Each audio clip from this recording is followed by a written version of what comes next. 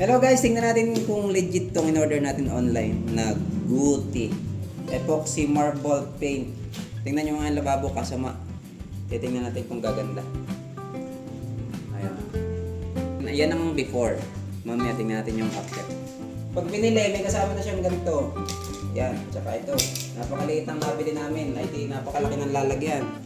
Ititingnan kung hanggang saan kaya ikalat. Kakalat namin maigit dahil wala nang pambili eh.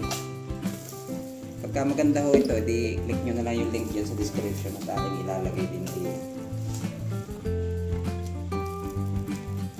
Link kakasya ba din eh. Okay. Kung saan lang abutin, yun lang ang lalagyan. Tapos, isama natin na rin sa yan.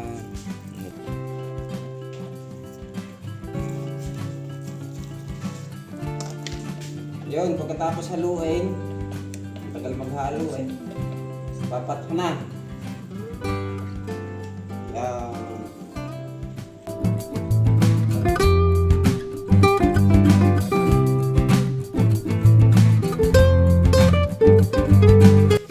Yun, ito ang nalagyan, ano, kapos, dalawang tilo po ito, dito hindi nagkasya.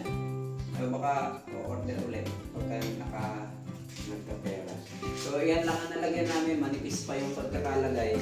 Kung o-order kami ng isang ganito pa, labis naman doon. Kaya yung lalabis, ipapatong ulit namin dyan para kumapal. Ayun guys, kung gusto nyo po umorder ng ganito, ilalagay ko yung link dyan sa description at i-give nyo sa comment section. Pindutin nyo na lang, madadirect na kayo sa seller kung saan po binibili itong ganitong pintura. Ganito na lang. Please don't forget to like and subscribe. Bye-bye!